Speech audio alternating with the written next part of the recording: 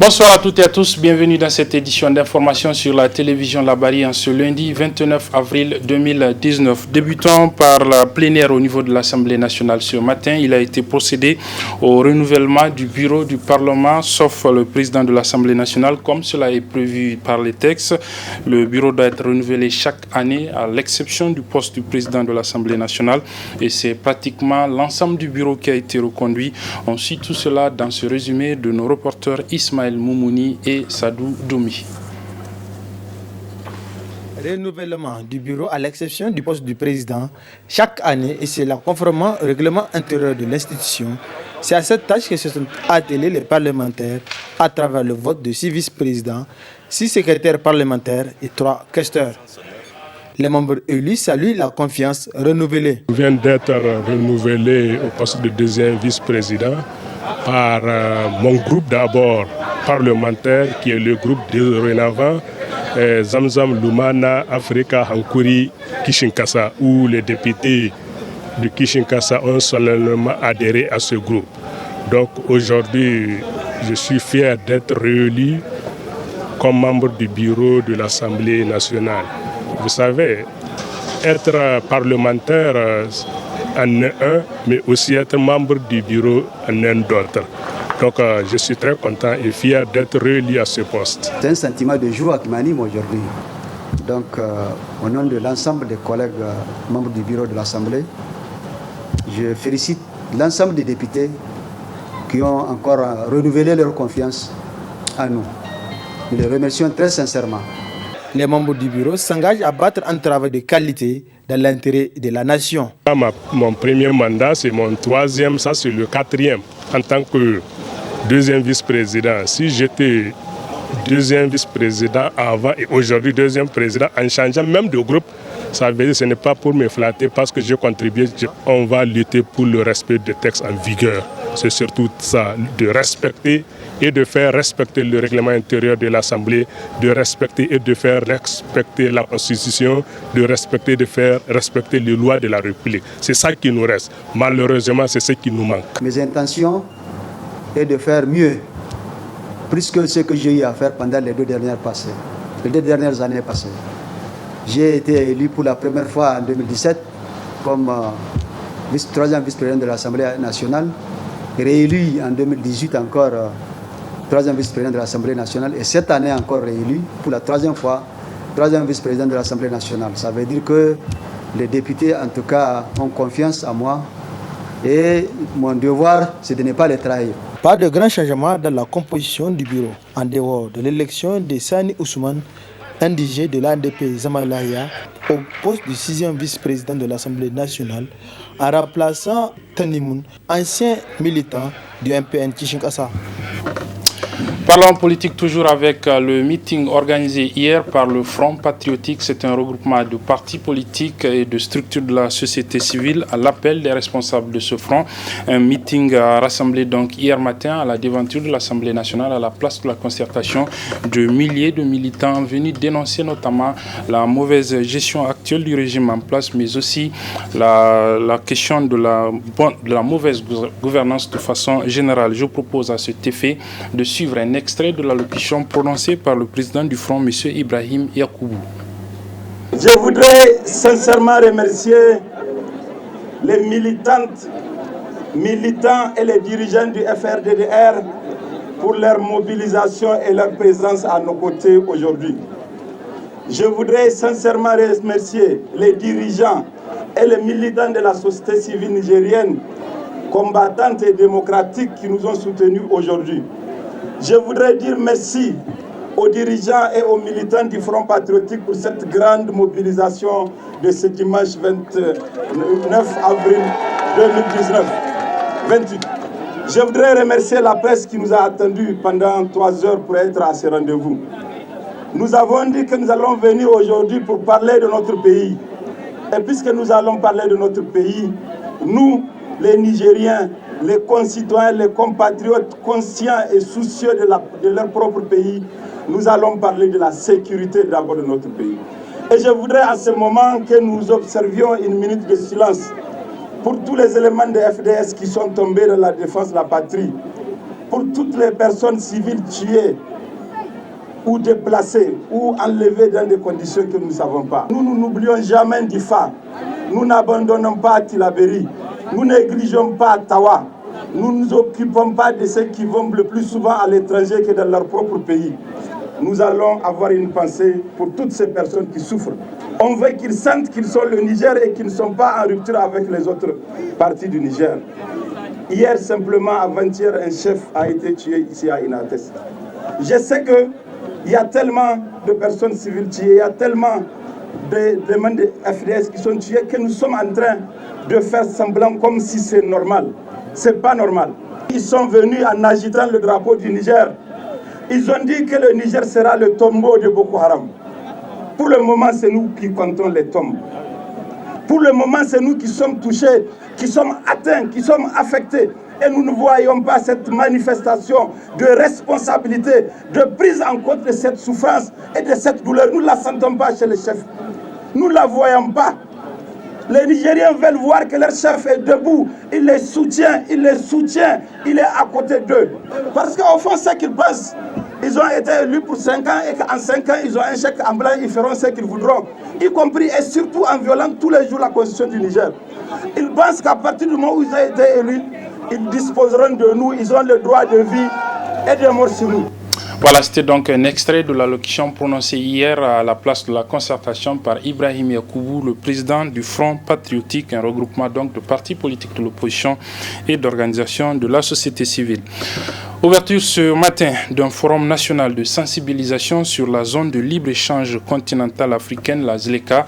Ce forum a été organisé par le ministère en charge du commerce et le dispositif institutionnel de la ZLECA avec l'appui de la Commission économique pour l'Afrique, la CEA et l'Union européenne. C'est le Premier ministre, chef du gouvernement, Brigitte Raffini, qui a présidé la cérémonie, résumée ici pour nous par nos reporters Ali Roubourema et Hariata Salah. Étant donné que le président de la République du Niger, Issoufou Mahamadou, est le champion du processus de la ZLECAf, le Niger se prépare activement à l'élaboration d'une stratégie de mise en œuvre de la ZLECAf à travers ce forum national de sensibilisation qui a pour thème défis et opportunités pour le Niger. Le résultat indéniable enregistré par son Excellence M. Issoufou Mahamadou, président de la République, chef de l'État, dans la conduite du processus de la ZLECAf, constitue une réelle fierté pour nous Nigériens, mais nous interpelle à nous atteler à une meilleure préparation de notre pays à la mise en œuvre de la ZLECAf. Dans cette perspective, et conformément à la mission que vous nous avez assignée, Monsieur le Premier ministre, nous réitérons l'engagement du dispositif à s'investir efficacement à la préparation de notre pays à cette échéance. La Commission économique pour l'Afrique et l'Union européenne, les partenaires essentiels qui accompagnent le dispositif institutionnel de la zone de libre-échange continentale, ont tous loué l'importance de ce forum. L'organisation de ce forum est une magnifique initiative que l'Union européenne et ses États membres apprécient énormément et fermement. Je suis convaincue, au nom de l'Union européenne, que les résultats auxquels vous parviendrez pourront concourir à rendre opérationnelle et effective la ZLECAf pour le développement du commerce régional et international en général et des échanges commerciaux entre pays africains et ou d'une zone en particulier. Le Forum national de sensibilisation vise, comme son nom l'indique, à apporter le maximum d'informations sur les opportunités et aussi les risques qui viennent avec la ZLECA. L'exercice mené au cours de ces 2 jours aura certainement une portée cruciale car son objectif ultime est d'échanger en vue de parvenir dans un avenir relativement proche à l'élaboration d'une stratégie nationale pour la ZLECAf suffisamment claire pour que le Niger puisse tirer le meilleur parti de l'accord. Le Premier ministre Brigitte Raffini, en ouvrant les travaux de ce forum, a insisté sur un certain nombre de points permettant au Niger d'accroître davantage ses chances pour tirer profit de la ZLECAf. Je me réjouis de constater que le dispositif institutionnel que j'ai mis en place en mai 2018 est en train de mener une véritable campagne d'appropriation et d'implication de toutes les parties prenantes. Pour accroître davantage les chances du Niger à tirer profit de la ZLECAf, j'insisterai sur la poursuite de l'appropriation et de l'implication du secteur privé. l'élaboration d'une stratégie nationale sur la mise en œuvre de la ZLECAf, l'accompagnement des initiatives privées nationales. J'attends de vous, chers participants, à l'issue de vos travaux, des conclusions et des recommandations pertinentes qui serviront de base à l'élaboration de la stratégie nationale. La ZLECAf représente une initiative de l'Afrique pour l'Afrique et sera le moteur de l'industrialisation. Dans le cadre de sa mission de travail dans notre pays, la vice-ministre italienne des Affaires étrangères en charge de la coopération a effectué ce matin une visite au niveau de l'école primaire Croix-Rouge du quartier Bukoti, c'est dans le 2e arrondissement communal de la ville de Niamey. Elle était accompagnée par les autorités du ministère en charge de l'éducation, mais aussi les responsables de la ville de Niamey. Le résumé de cette visite avec nos reporters Sadou Doumi et Hassan Saleh Mustafa. L'ambiance était festive ce lundi matin à l'école Croix-Rouge Bukoti où élèves et enseignants ont chaleureusement accueilli la vice-ministre des Affaires étrangères et ministre de la coopération italienne en visite de travail au Niger. Très honorée de cette visite, la directrice de la section primaire a salué la coopération entre le Niger et l'Italie avant de présenter l'école. L'école Croix-Rouge Bukoti a ouvert ses portes en octobre 1987 par un jardin d'enfants avec 4 classes pour 46 élèves. Aujourd'hui, le jardin d'enfants compte 296 élèves. À la demande des parents d'élèves, une école primaire a ouvert ses portes en octobre 1995 avec une classe de 17 élèves.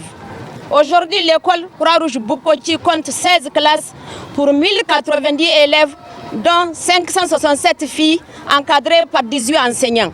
Le président de la Croix-Rouge nigérienne a axé son intervention sur la parfaite coopération nigéro-italienne et celle entre la Croix-Rouge nigérienne et italienne. Je pense qu'au niveau de la Croix-Rouge nigérienne, nous sommes convaincus que c'est par les efforts des uns et des autres que nous pouvons ensemble faire un monde meilleur, un monde de paix, un monde où tout le monde cherchera à aider l'autre. Aujourd'hui, votre présence traduit cela. Aujourd'hui, que la Croix-Rouge italienne qui a depuis longtemps aidé la société nationale, si le gouvernement aussi y est présent, c'est parce que nous avons une bonne coopération avec la Croix-Rouge italienne.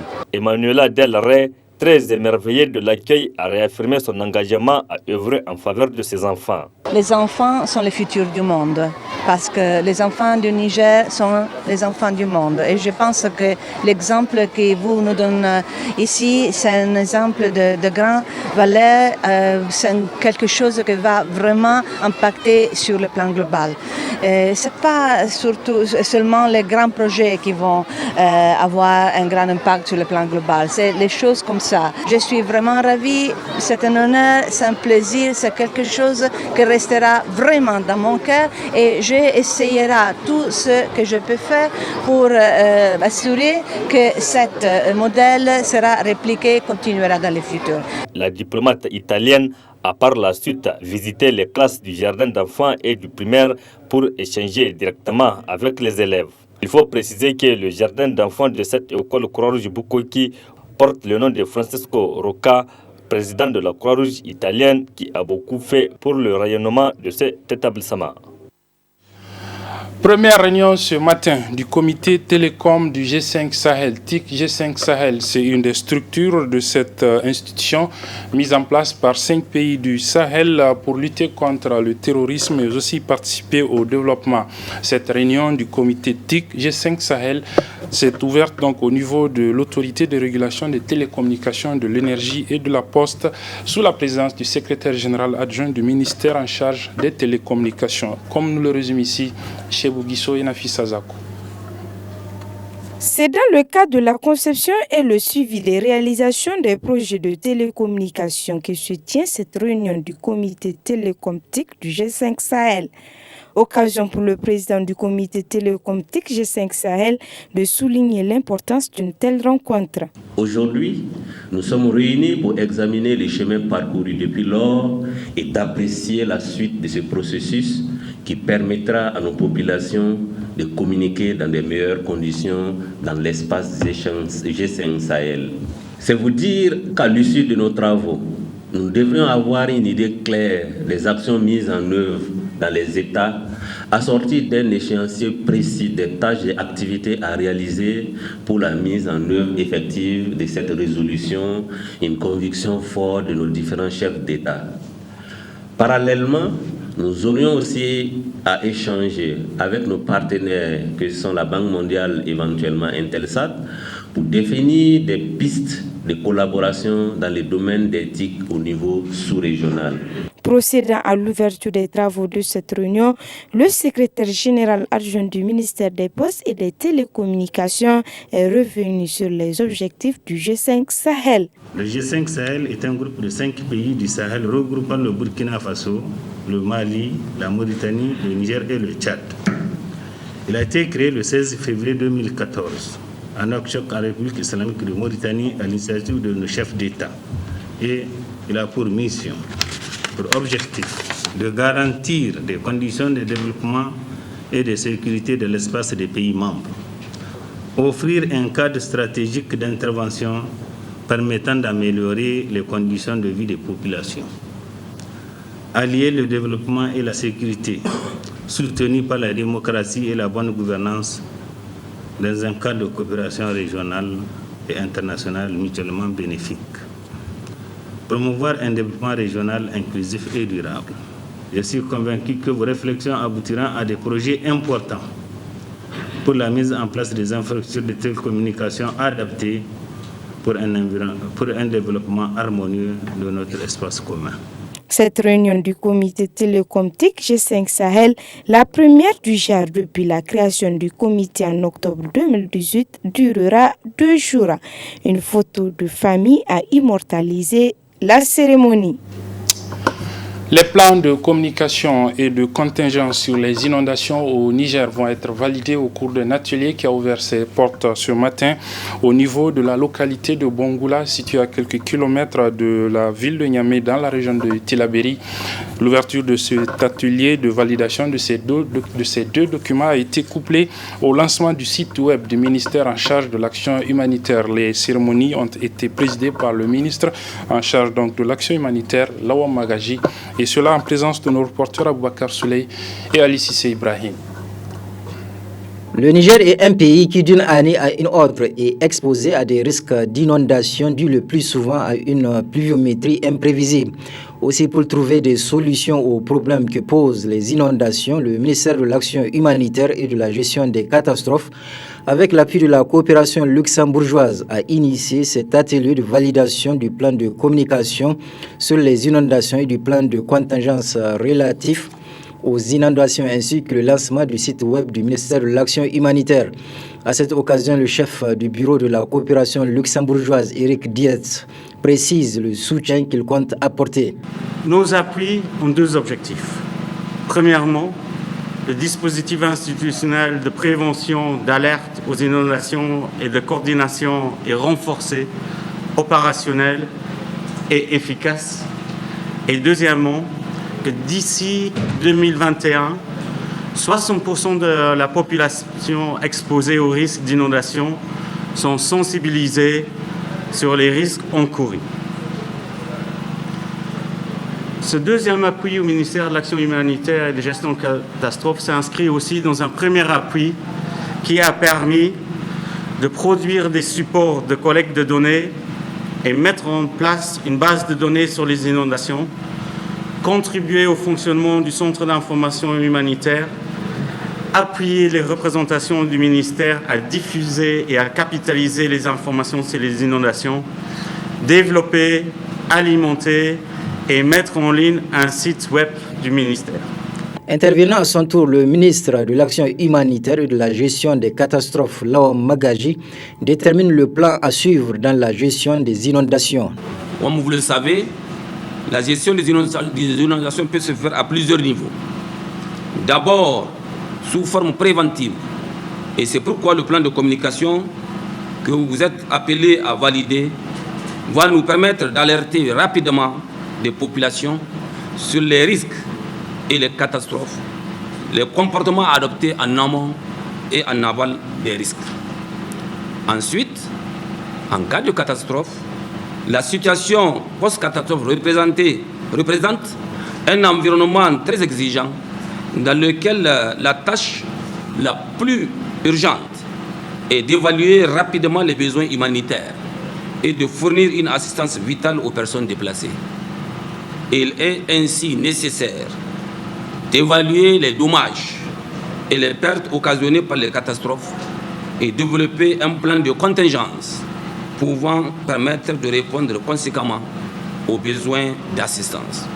Enfin, la disponibilité de l'information sur la gestion des risques de catastrophe pour le public et les acteurs est indispensable pour faciliter la gestion des risques, et c'est pourquoi le ministère lance ce site web pour une meilleure visibilité et lisibilité des efforts des collectivités territoriales, du gouvernement, des donateurs, de la communauté humanitaire, de la société civile et du secteur privé dans la gestion des inondations. Enfin, procédant à l'ouverture de l'atelier de validation des outils de gestion des inondations et le lancement du site web du ministère de l'Action humanitaire, le ministre Laom Magaji a demandé aux participants de l'atelier à s'impliquer pleinement dans la conduite des travaux. Voilà, restons toujours avec Ali Sissé Ibrahim pour suivre ses commentaires de la rédaction de la télévision Labari sur la mise en retraite d'office et la radiation du général de division Moukela Mahamadou, décidé récemment par les autorités du Niger. On suit donc ce commentaire de Ali Sissé Ibrahim. L'opinion générale se demande avec appréhension quel genre de gouvernement se précipite pour prendre une décision sans se donner le temps de réfléchir aux conséquences qui en découleront. Eh bien, il n'y a pas à chercher midi à 14h. Le gouvernement dirigé par les socialistes qui gouvernent actuellement le Niger est incontestablement l'exemple concret de la précipitation dans les prises de décision, tout en occultant l'impact que cela peut avoir sur le moral du peuple. Et présentement, les socialistes aux commandes de l'État sont en passe de devenir les champions en ce qui concerne la démoralisation du peuple. Pour cause, c'est pendant que notre grand pays, le Niger, se trouve engagé dans une guerre asymétrique contre le terrorisme dans les régions de Difa et Tillabéri, que les Nigériens conscients des enjeux ont appris avec consternation la radiation du général de brigade Mohamed Moukela pour fait d'indiscipline, dit-on. Cependant, il faut le dire, sans cette incroyable radiation, beaucoup de Nigériens ne connaissent pas le général de brigade Mohamed Moukela. Mais les Nigériens découvrent avec tristesse et amertume qu'on peut anéantir la carrière d'un grand officier par décret présidentiel. Une sorte de méchanceté enveloppe cette mise à l'écart somme toute hâtive du général de brigade Mohamed Moukela. Les Nigériens ne sont pas des moutons de Panurge et ils savent qu'on ne devient pas général de brigade par coup de baguette magique. Et vu le parcours de Mohamed Moukela, il mérite bien son grade de général de brigade. Beaucoup de questions trottinent dans les têtes des citoyens. Est-ce vraiment le moment d'amputer notre vaillante armée d'un officier supérieur? Cette indiscipline invoquée contre le général de brigade Mohamed Moukela, de quelle nature est-elle? Et autant d'autres interrogations. Pour l'heure, aucun Nigérien normal ne peut être content de cette malheureuse situation dans laquelle on vient de plonger un officier supérieur âgé tout juste de 53 ans. Alors, il est de bon droit de se demander, la sagesse a-t-elle déserté la présidence de la République? Le président Mahamadou Issoufou, qui a choisi de mettre ses pas dans ceux de l'honorable calife de l'islam Omar ibn al-Khattab, doit se renseigner. Le calife Omar était certes très dur, sans pour autant être méchant à l'endroit des commandants de son armée en son temps. Enfin, nous disons que le lion a bien rugi, mais ces rugissements, plutôt que d'apaiser la jungle, ne vont-ils pas au contraire la troubler? L'association Génération Montante pour un développement durable a officiellement lancé ses activités hier au niveau du 5e arrondissement communal de la ville de Niamey. C'est une jeune structure qui œuvre dans le domaine du développement en accompagnement des actions du gouvernement. Le résumé de l'activité avec nos reporters Halid Bourema et Hamza Sakou. Créée en 2008, l'association Génération Montante pour un développement durable est une structure qui intervient dans tous les secteurs sociaux de base à travers plusieurs activités qu'elle mène dans le pays. L'AGMDD est une association apolitique non confessionnelle à but non lucratif et est ouverte aux Nigériens de deux sexes qui acceptent de se conformer à son règlement intérieur et à son statut. En effet, l'association Génération Montante pour un développement durable, AGMDD, a pour attribution fondamentale de promouvoir des actions de développement durable ainsi que l'éducation citoyenne, contribuer au développement économique, social et culturel des communautés, sensibiliser les populations à la problématique de l'environnement, du développement communautaire et de la bonne gouvernance. De par sa mission pour un développement durable, cette association encourage et accompagne plusieurs programmes en vue d'assainir l'environnement. Sur le plan social et sécuritaire, l'AGMDD apporte son soutien et encouragement aux forces de défense et de sécurité pour son combat héroïque contre les forces du mal et présente ses condoléances aux familles des victimes. L'avènement du processus de changement de dénomination de l'hôpital CHU, dit de la Morde, au profit de celui d'un illustre et digne fils du canton de Bitinkodi, à la personne de feu Boubacar Ali Diallo. Dans la mémoire collective, Boubacar Diallo a cultivé pour la postérité l'image d'un dirigeant à la probité morale à toute épreuve, d'un courage exemplaire, mais surtout doté d'un sens du devoir et de l'intérêt général hors du commun. L'AGMDD s'engage également à accompagner Niamey Niala à travers des activités de sensibilisation et de santé publique et demande à la population de protéger et de valoriser les infrastructures de grand standing qui ont été réalisées. Enfin, l'association Génération Montante pour un développement durable remercie tous ceux qui se sont investis pour la réalisation de cette activité. Et puis à la veille de la fête du travail, un syndicat vient de naître. Il s'agit du syndicat des conducteurs de Ben SDCB. La déclaration constitutive de ce nouveau syndicat a été lue ce matin au niveau du siège de la Confédération démocratique des travailleurs du Niger, la CDTN, centrale à laquelle donc le syndicat décide de s'affilier. On suit le résumé de cette activité avec nos reporters Aboulourazak Hamidou et Ibrahim Abdou.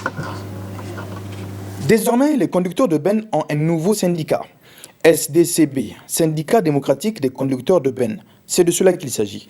Et décident, dans la foulée de leur affiliation à la Confédération démocratique des travailleurs du Niger, CDTN.